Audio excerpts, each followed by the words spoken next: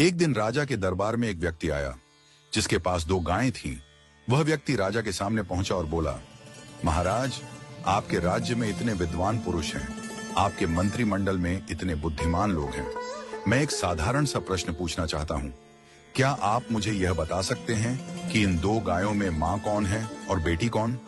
राजा ने दोनों गायों का ध्यानपूर्वक निरीक्षण किया। उसने देखा कि दोनों गायें बिल्कुल एक जैसी थीं। रंग, आकार और स्वभाव में कोई अंतर नहीं था। राजा की समझ में नहीं आया कि मां कौन है और बेटी कौन। उसने अपने मंत्रिमंडल को बुलाया और सबसे बुद्धिमान मंत्री से कहा, तुम देखो और बताओ कि मां कौन है और बेटी कौन। मंत्री ने भी बड़ी बारीकी से दोनों गायों का निरीक्षण किया, लेकिन वह भी उत्तर नहीं दे पाया। धीरे धीरे मंत्रिमंडल के सभी सदस्यों ने कोशिश की, लेकिन कोई भी इस साधारण प्रश्न का उत्तर नहीं दे पाया।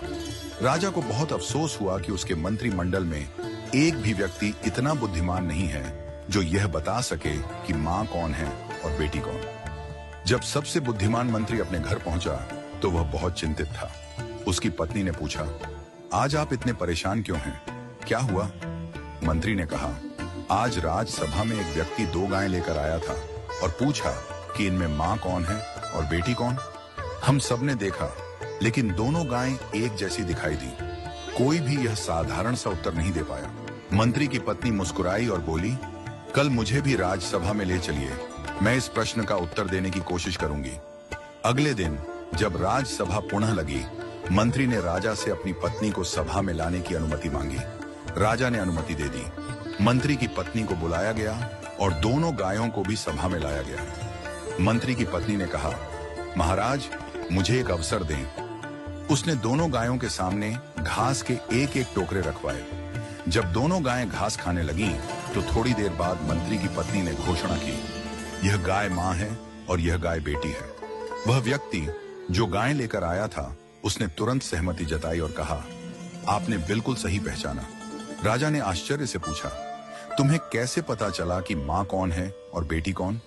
मंत्री की पत्नी ने समझाया, जब मैंने दोनों के सामने एक जैसा घास का टोकरा रखा, तो जो बेटी थी उसने जल्दी जल्दी अपनी घास खा ली और अपनी मां के टोकरे में भी खाने लगी। दूसरी ओर मां ने घास खाने की गति को धीमा कर दिया, आराम से खाने लगी। एक मां ही इतनी निस्वार्थ होती है कि खुद भूखी रहकर भी अपनी संतान को खिलाती है।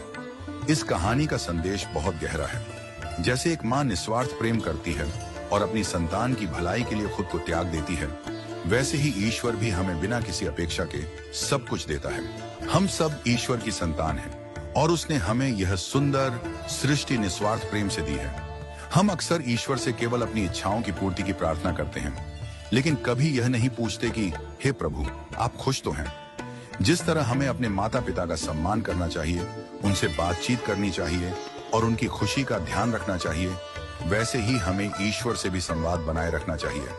यदि हम अपने माता पिता से दिन में बस एक बार पूछ लें कि आप खुश तो हैं, तो उनके आशीर्वाद से हमारे जीवन में कभी दुख नहीं आएगा। पूजा पाठ या मंदिर जाना जरूरी नहीं, लेकिन माता पिता और ईश्वर से संवाद हमेशा बना रहना चाहिए। उनका प्रेम और आशीर्वाद हमारे जीवन को खुशहाल और समृद्ध बनाएगा।